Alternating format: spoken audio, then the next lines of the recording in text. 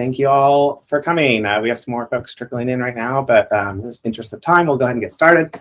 But thank you for coming to our monthly Doxy.me research grand rounds. We're very excited to have you all here and to hear a talk from Dr. Triton Ong on some of our preliminary insights from our interviews we've been doing with providers and patients related to our new Doxy.me virtual reality clinic initiative. So Triton, go ahead and take it away.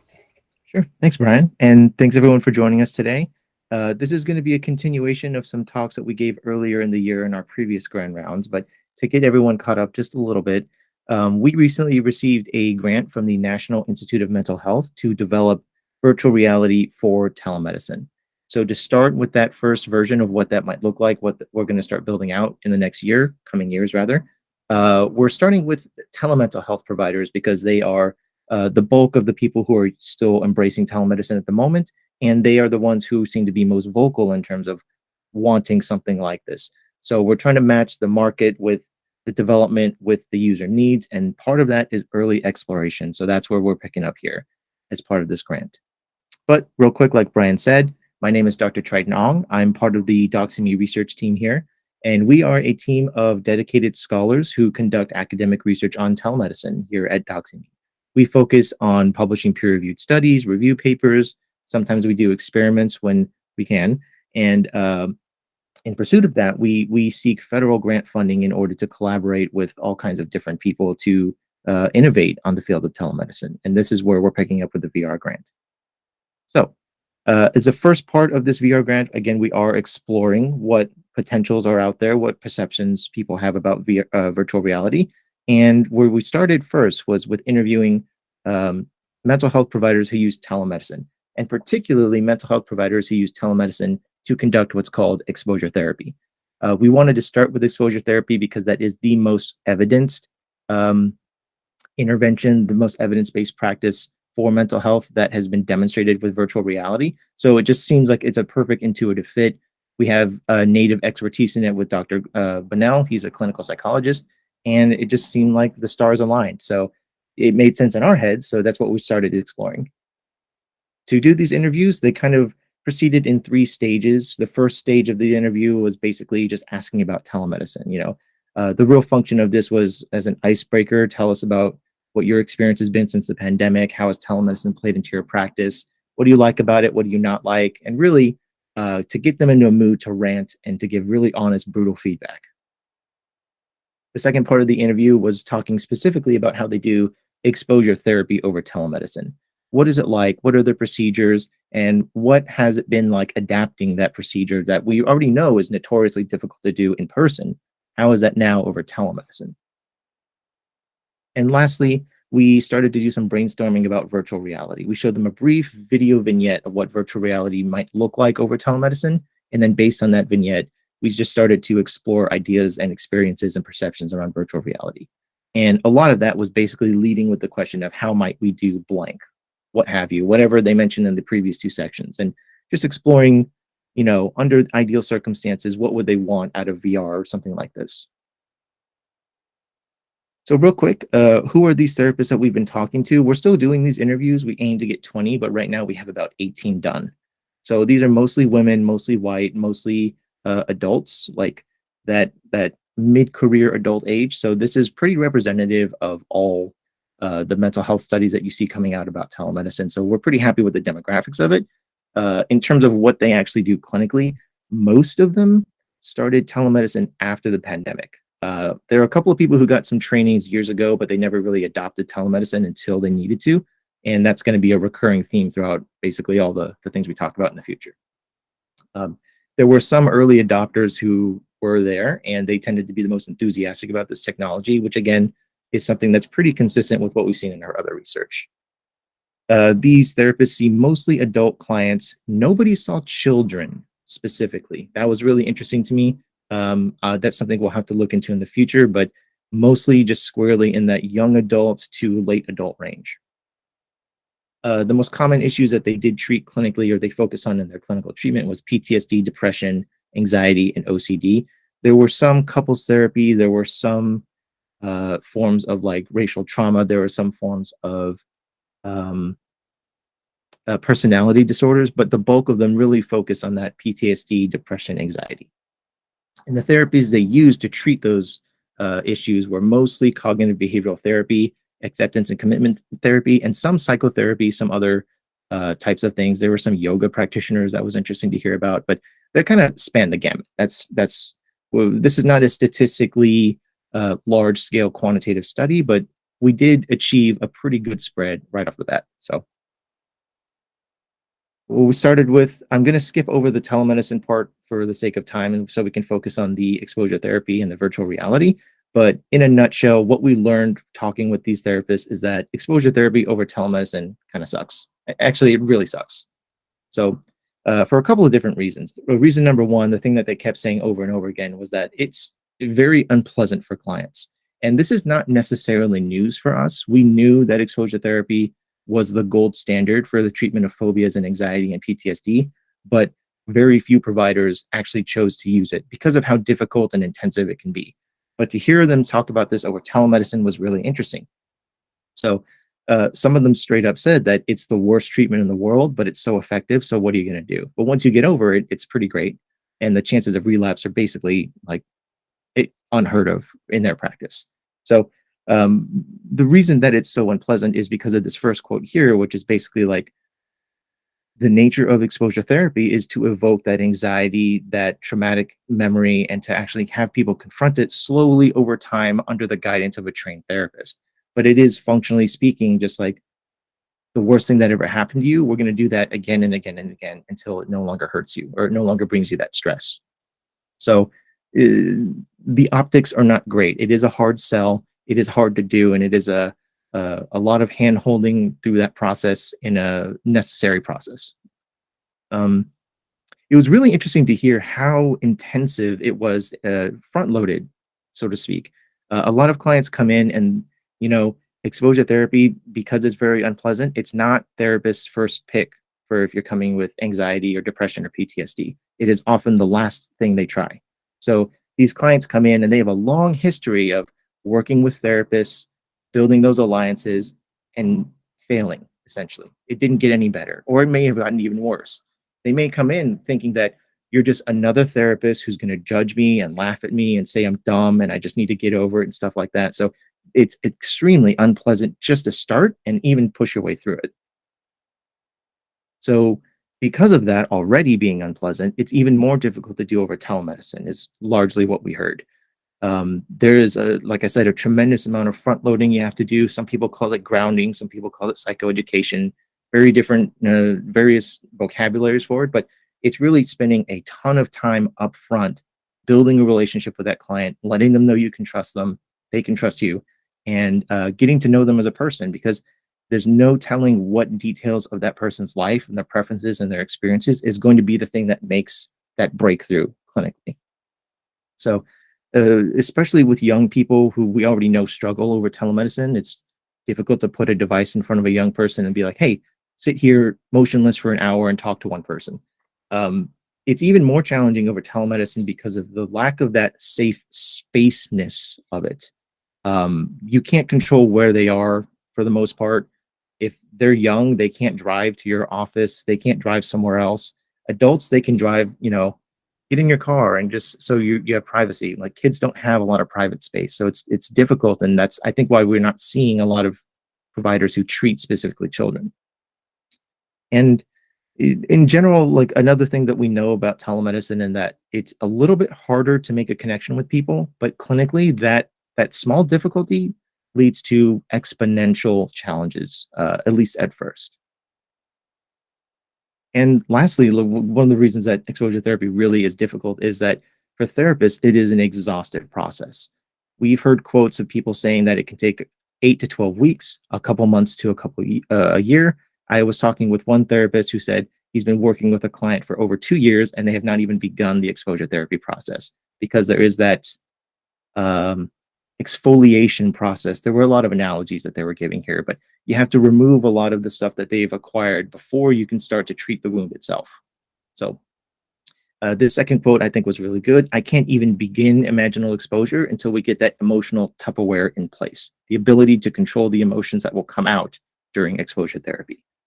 A lot of people express that during their clinical treatment, they do a lot of scanning, a lot of really close paying intimate attention to every little movement, every little change in intonation, every word that they use.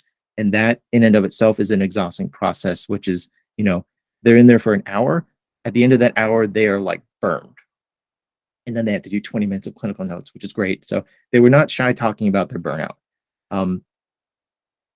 And one of the really telling things about that burnout and the clinical notes that they had to do is that these therapists consistently said that, we have a system in place, we have these fixed documentation processes, but really we do what works for the client, and that can come in any shape, form, or time. So there were clinicians who were like, my clients can text me at any time, and I have to respond because they might be in crisis. This one here at the bottom, this big chunk here, I'm just going to read the highlight there. They get data from their clients in all kinds of shapes and forms. Some people take pictures of a sheet and send it to them. Some people pick up a piece of paper and hold it in front of the camera. Some people email them a PDF that's locked or it's too big and they can't open it. And it's up to the therapist to convert all these different things and get it into an EHR format. So it's just a lot of work. A lot of work is exposure therapy over telemedicine, is what we heard. So having a good picture of how this kind of works for them gave us ideas about how we need to build VR. And then that's naturally where the conversation drifted. Now that we know what exposure therapy is like for you, let's talk about virtual reality. So the first question we asked them was, what is virtual reality? What is it to them? What is their experience? How do they describe it? There isn't really a fixed definition, so I wanted to know what their definition was. And for the most part, they were like, it's the video game thing. It's the goggles, the Oculus Quest. But more than half of them, they start with the superficial stuff, the structural stuff, shall we say, like the equipment of it. But more than half of them eventually started to talk about more of that immersive experience. And a lot of them said that, now that I think about it, virtual reality doesn't have to be in a headset. A book can be virtual reality if it takes your imagination somewhere. So that's interesting. We have about a half and half split between it's bound to the hardware of goggles, and the other half is it's really about that mental space that you enter, that sensation, that perception of immersion. When I asked them about their previous experience using VR, most of them had no or little experience, maybe one-time exposure at the most. A lot of people had tried Google Cardboard and they said they liked it, but they don't use it regularly, and none of them had really thought about using it as part of their clinical care. A couple of people heard about it at a conference or may have seen it within their organization, but they themselves did not use it. Their main reason for not using it, even though they knew about it, was that they didn't know if it was really available or how much it cost, or basically like where they would start. So just not a lot of information out there about what's available, I guess.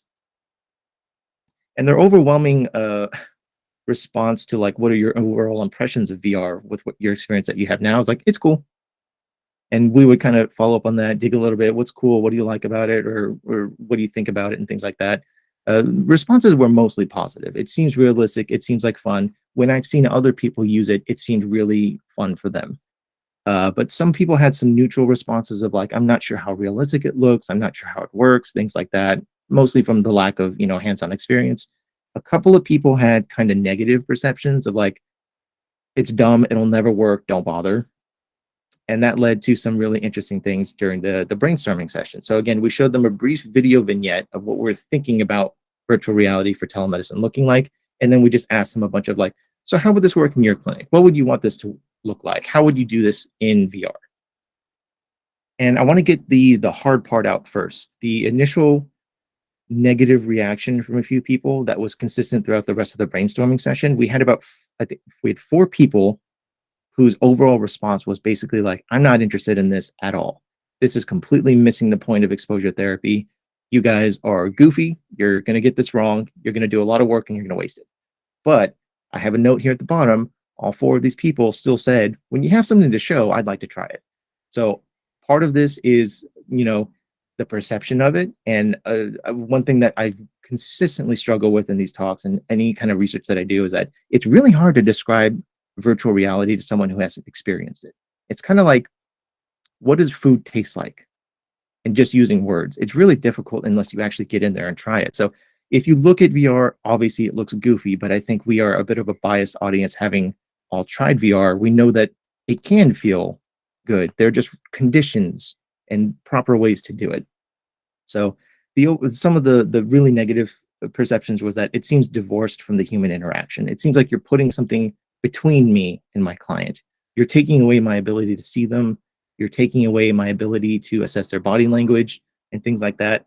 So that came through as a really important part that we need to think about and have in mind as we're designing something like this. And some people just fundamentally don't think that exposure therapy in VR is the right thing because they're using a particular type of exposure therapy. For deep-seated traumas, particularly for like traumatic experiences from youth or like traumatic memories, the point of exposure therapy is not to expose you to what happened to you, it's to expose you to the memory that you have of that event, the way that that memory is affecting your life today. It's not about recreating the car crash that you were in, it's about confronting how you think about that car crash today. So they didn't have a whole lot, these kinds of providers who do this kinds of therapy, this particular kind of exposure therapy, they would not have a lot to benefit from virtual reality. But nonetheless, they were interested in it for lower grade phobias and things like that. So it's just a matter of fit. A lot of people did not like the way that things looked, the avatars. They look cartoony, they look like video games. This is not going to feel real. This is just going to make my client think I'm a joke. So that's something we have to work with. And then I think a bigger one was that a lot of this exposure therapy stuff is based on fear and anxiety, and a lot of that is expressed and measured and detected on the face. So over telemedicine here, you can see my face. It's the only thing you can see. So it's okay over telemedicine. But if we do this in VR, a lot of people were concerned that if I can't see their faces because the headset's on them, I don't know what I'm looking at. That is something we definitely have to work with in terms of the limits of the technology today and knowing what the market is bringing tomorrow. We know a lot of headsets are coming out with face tracking features, so we're excited to see how this perception is going to change over time. So again, these were very negative perceptions from a very few small number of people, but I think they have important implications for everybody else. And again, I think if these 4 people had a chance to try it hands-on, their perceptions would have been much different. So with that out of the way, we had a lot of really good responses, and we identified a bunch of really important needs. So here on the left, we have a picture of Neo and Trinity from the Matrix movie. And I wanted to put this in here because this is the idea that kept coming up when I was talking with providers. They want a way to just summon every object possible and then to pick from what they want. And it's not really up to us, the people who make it, to decide like this is the phobia treatment, the phobia stimulus for, you know, the fear of dogs or the fear of storms or the fear of whatever. It's up to them to find what works for the client. The client is the director of this experience. The therapist is really just like the set designer. The client's response is the one that's important. So another thing that they really liked was the idea of being able to build their own levels. So like, let's say we have a track, like an exposure hierarchy for treating the fear of spiders. Well, what if I could then customize the way that looks? Like, my client's not afraid of brown spiders, they're afraid of green spiders. Or my client, you know, isn't afraid of spiders with 8 legs, they're afraid of spiders with 100 legs or something like that. So they're going to need to be able to customize these things as they go through, but they want some solid base to start with. They also want to be able to bring in other stuff that we might not necessarily have thought about. Like, let's say they work with a client and they find that this particular video is really evocative of the anxiety that they're wanting to confront. But that video has to then be put into VR, and that's not up to us, that's up to them to find it. So they want a way to import all that stuff in. Again, the limitless array of stimuli is really important. And the thing that they really wanted to impress upon us was the subtlety of this. There's no telling what is actually going to evoke the response from your clients. You just gotta show them everything and see what works. So it's up to them. Another need was, obviously, we talked about burnout and the way to manage data. There's a lot of specific needs around how data gets handled, how data would be presented and shared with them. So you know, we have a lot of these standardized scales, the SUD scale, the PCL9, the PHQ, all this kind of stuff that's used clinically, and it's great for measurement. But consistently, what a lot of these clinicians said, and this is all the way from, a 20-year-old just now starting out of grad school, all the way to the 70-year-old who's been in the VA system for his whole life, they all eventually make their own assessments, and they want to do that in VR. And another thing is, since those assessments are part of VR, if we can, they would like it to plot that data over time and somehow automatically, push that into their systems that they use on their desktops.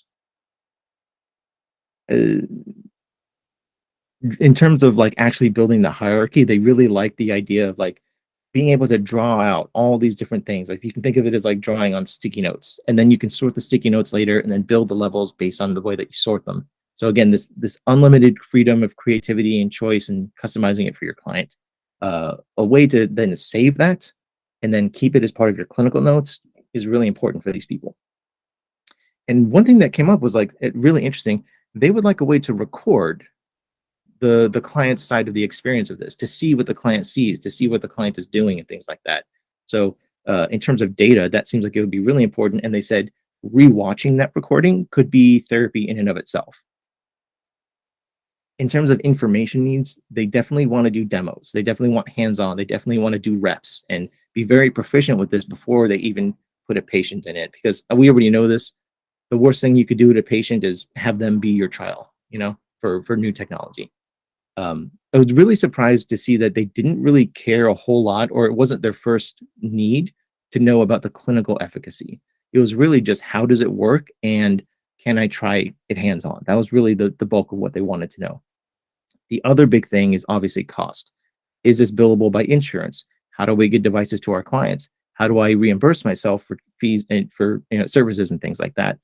And contraindications was another big ask. There are some clients that we shouldn't do VR with. There are some clients that definitely we should do VR with. And what are the conditions of choosing that? How do we know which clients are good picks or not?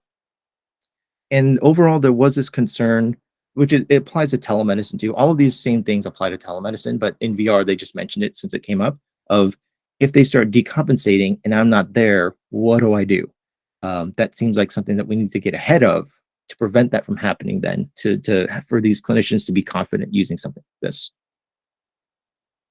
So with the big needs out of the way, and we're still analyzing this data, we're still doing these interviews. So this is just like the preliminary stuff, the big things that we're noticing right now. A couple of wants that were just really wild and out there, just like I let their imaginations run. Like in your wildest dreams, what would you want? Biofeedback came up a lot. They want physiological measures. They want heart rate. They want galvanic skin response. They want respiration rate, things like that.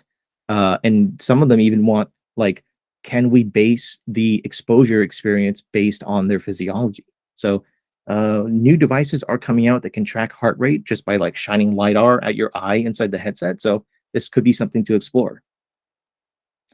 They also wanted ways to hover over their clients. We have the scales that we can program in there as like pop-ups, right? But like, what if instead of a pop-up, it was my voice, the clinician's voice? Like, what's your anxiety at? What if instead of when they decompensate and they need to practice a coping skill, what if instead of just a text box, it's again my voice walking them through? Remember these skills that we did? Yeah. What if we can make a clippy, but it's me, the therapist for that client? Another thing they noted was the definite need for like an escape button, but who gets that escape button and how it actually works? There's a lot of variety around that. So does the client have the escape button? Do I, as a therapist, do only I control when they escape? Is it an escape button to go to the clinic room, or is it an escape to go to a safe room that the client made, like their safe space? Or is it just a pause button where like, just like in Cyberpunk, it pauses everything, it makes everything black and white, and we can walk around, leave our bodies, and be like, hey, what's going on here? So there's a lot of ideas around this that we have to dig into. But the idea is like some button you press to stop the experience and do something else. And then ghost mode, what I'm calling ghost mode, came up a lot. So what if I could have my client go through an exposure experience, believing that they're alone, believing that they're fully immersed in this, but I'm actually right there next to them. They just can't see or hear me. Or what if there was an option for me to go around the room the client was in as they go through an exposure experience, and I, invisible to them, mess around with stuff to make their experience, more anxiety inducing, raise them up that level. So the ability to manipulate live during an exposure without being seen was something that was really interesting to these providers. So we have a lot of ideas, and like I said, we're still doing these interviews, we're still grinding through the data, but where are we going from here? So right now we've interviewed mostly therapists. We want to start interviewing clients and know what stuff is like from their end of the experience. And then we want to start to visualize what these designs might look like. What does the interface look like? What are the features going to look like? How are they going to access this? How is this all going to be easy and intuitive for both ends of that VR experience? We want to prioritize quantitatively, like we have a lot of ideas, which ones are we going to act on? Which ones are we going to do first? So we're thinking about surveys and things like that as part of the grant research. And then obviously we want to prototype this kind of thing and get people's hands on it and see what their reactions are. So that's where we're at. It's a lot of ideas. It was a lot of talking, a lot of text on screen. But yeah, that's what we have so far.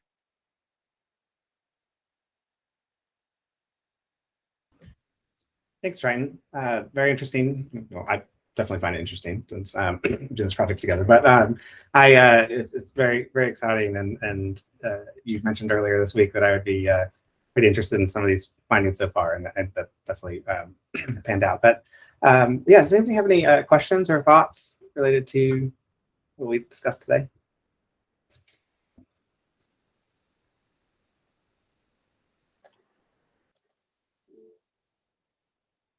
Molly, what's up? Triton, that was an excellent presentation. I'm not familiar with this type of therapy, but I was curious if the paper artifacts that they're working with during these interactions have any sort of alternative analogs in the VR space. In your line of thinking, could the activities or exercises be handled in a way that doesn't entail the use of documents? Yeah. I mean, that was one thing I was really cognizant of when they were talking about their pain points with exposure therapy just over telemedicine, is like they have to take all these different notes and they have to then convert it. And then sometimes it's pictures, sometimes their clients text them their worksheets and things like that. And it's up to them, the clinician, to then convert all this different data and then put it into the EHR. So in terms of like, is there an analog in VR and can that be done efficiently? Hard yes. We mess around with this all the time and just like side experiments. You can literally like just like wave your hand and pull up a sticky note, a fresh sticky note here, and it'll just float in the air and you can write on it. And then it just stays there. And then you organize them and you store them later. And we can think about like maybe it's instead of handwriting, it's like text input, like a keyboard shows up. So then that's stored as raw text, and then we can just shove it directly into a PDF. And then at the end of every session, anything you write gets emailed to you or something like that. We're definitely thinking about like data formats in terms of what they're going to be sent, what it's going to look like, and how can they use that easily, because we want to remove or at least reduce that pain point they have of like dealing with all this documentation. So for sure, it can be done. We've seen it. We do it sometimes on our own. And now it's a matter of like making that easy for them in a dedicated product. Thank you. Thank you, Molly. I did see a question in the chat. Let me open this up. So this comes from Leah. For the ghost situation, will the patients know that the therapist is in the virtual room and just not visible? I would ask, I think based on the conversations I've had, some people say yes. It's going to be like, I'm here if you need me, but I'm going to step out so you can go through this on your own. That's kind of the idea of like the patient knows that I'm there, but they just can't see me. Other people are like, I don't want them to know. I want them to really genuinely think they're alone. And then I'm there if something happens. So teasing that apart, and I guess the ethics of that, one person did really, exactly, a consent issue. One person was really not sure of the ethics of that, especially like messing with avatars. Yeah. But it was an idea they had nonetheless. So I think what we would have to do is lean more towards that conservative side, just on our end for liability's sake.